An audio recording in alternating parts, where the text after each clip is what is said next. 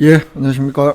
예, 먼저 고향사랑 기부제 이야기부터 해보겠습니다. 시행이 한 달이 지났는데 예, 경주에서는 좀 성과가 있었나요? 예, 그렇습니다. 원래 1월 달부터 고향사랑 기부제 전국적으로 시행이 됐는데요. 경주시에서는 한 달 동안에, 1월 한 달 동안에 418건, 5,333만 7,700원 모금된 것으로 집계가 됐다. 이렇게 경주시가 밝혔습니다.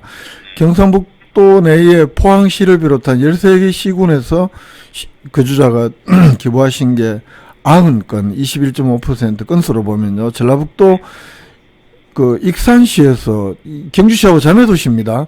여기에서 82건, 19.5%, 그리고 서울특별시 종로구 등 서울시에서 76건, 8.2%, 울산광역시에서 5개, 울산광역시 시군구에서 37건, 8.9%, 그리고 부산광역시 31건, 7.4%, 대구광역시 31건, 7.4%, 건수로 이렇게 접수가 됐다고 합니다.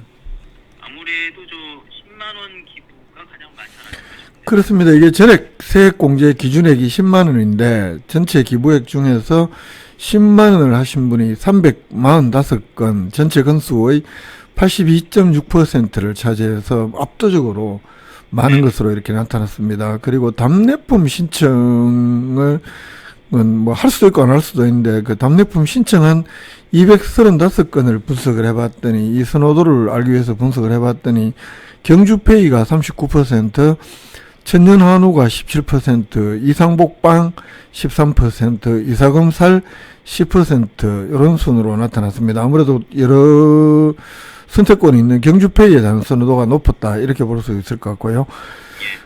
연간 기부 한도액이 500만 원인데 500만 원 한도를 기부한 사람은 1월 한 달 동안에는 3명인 것으로 나타났습니다. 시행 한 달이 지난 경주시의 고향사랑 기부제 성과 먼저 짚어봤고요.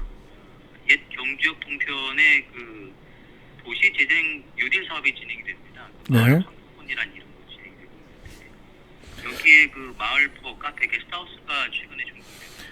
그렇습니다.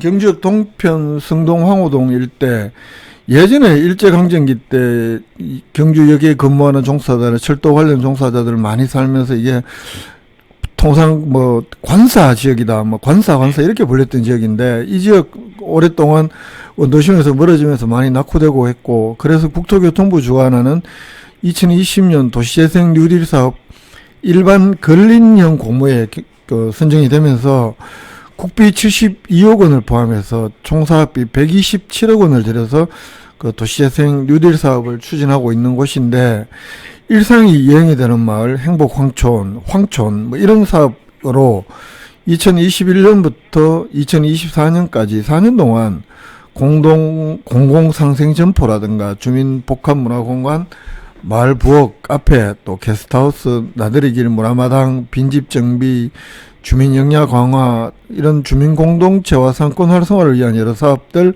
추진하고 있는데, 그 중에 하나, 그 마을 부엌 및 카페, 경주시 한 8억 5천만 원 예산 들여서 옛날 폐가를 리모델링을 하고 해서 최근에 마을 부엌 겸 카페 한 동하고 게스트하우스 한 동 준공을 했습니다. 이게 그러면 그 마을 부엌이라고 하면 일종의 그 공유 개념의 부엌.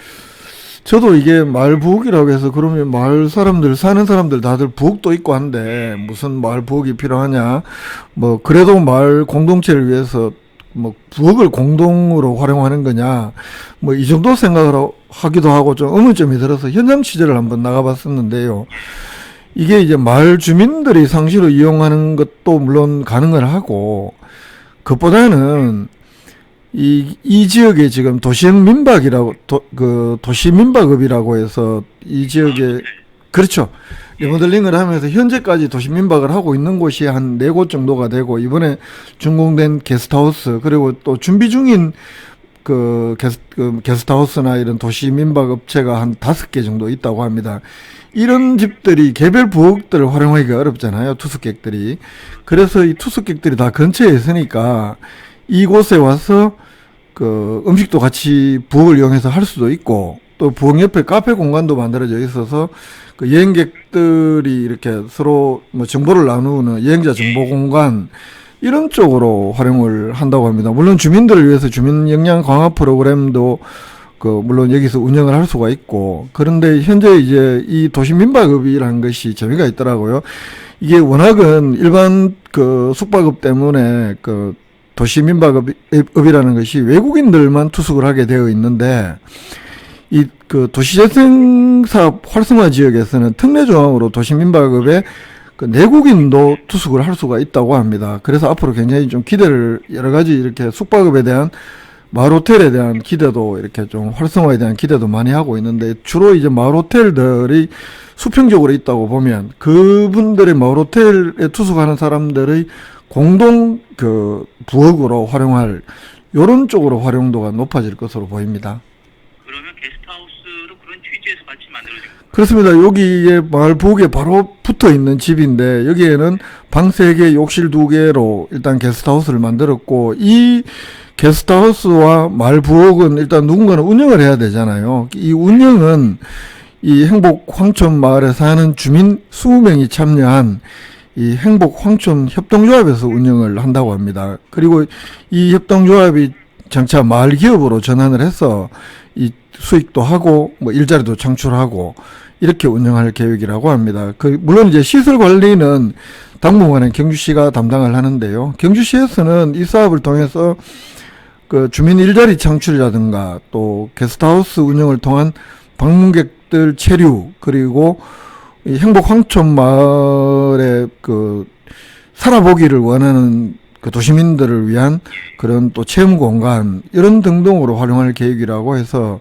이런 좀 이 도시재생 사업에서 물론 이제 다타 지역에 뭐 호텔도 있고는 합니다만 경주 지역에서는 새롭게 시도되고 있는 것이어서, 이 황리단길 쪽에 몰리고 있는 특히 젊은 연령들의 관광객들이 앞으로 얼만큼 이쪽으로 유입시킬 수 있을지는 좀 지켜볼 일입니다만, 어쨌든 굉장히 좀 의욕을 갖고 준비 중이다, 이런 건 느낄 수가 있었습니다.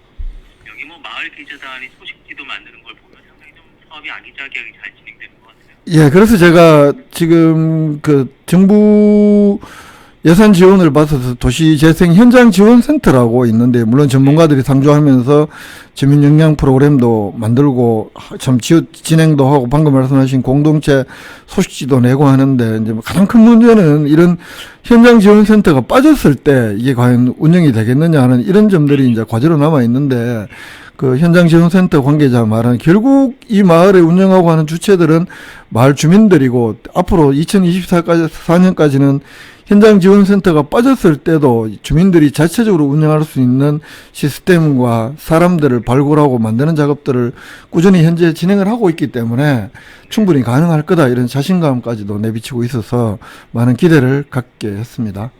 자생력이 필요하겠죠. 그리고 경주시가 지역경제 활성화를 위해서 지역업체들의 수의계약 참여 범위를 대폭 확대한다는 소식인데요. 그렇습니다. 이 지역경제 활성화 차원에서 공사 용역 물품 수의계약 시에 지역업체 수주율을 좀 높여보겠다. 특히 그래서 경주시는 먼저 경주시 지역업체가 입찰로 참가하는 2인 이상 수의계약에 가는 금액을 2배 이상 상향 조정을 했습니다. 구체적으로 어느 정도나 올린가요? 공사계약의 경우에는, 종합공사의 경우에는 2억 원에서 4억 원, 전문공사의 경우에는 1억 원에서 2억 원 등등으로 공사 금액 범위를 좀 2배로 확장을 했고요, 높였고, 물품계약, 용역계약의 경우에도 5천만 원에서 1억 원으로 2배로 높였습니다. 그래서 경주시는 또 한편으로 지역업체 의무발주 검토 제도를 통해서 각종 공사 설계 시에 지역업체 생산품을 설계에 우선 적용한다는 방침인데, 이 제도 조기 정착할 수 있도록 지역업체가 아닌 타지역업체와 수의계약할 때는 지역업체를 적용하지 않은 사유서도 경주시에 제출하도록 해서 가능하면 지역업체들 물품까지도 많이 쓰게 하겠다, 이런 계획입니다. 그런데 경주시의 경우는 사실 지역업체에 대한 수익계약률이 높은 편 아니었나요? 지역업체 수익계약률 한 90%를 이상이라고 하는데요. 좀 더 지역경제 활성화를 위해서는 이보다 좀 더 높여보겠다는 게 경주시 계획입니다. 작년 계약 현황 경시 설명에 따르면 용역계약의 경우에는 1913건 513억 원 가운데 한 89.1%, 물품 계약의 경우에는 전체 507건 가운데 92.9%를 지역업체와 계약한 것으로 집계가 됐는데요.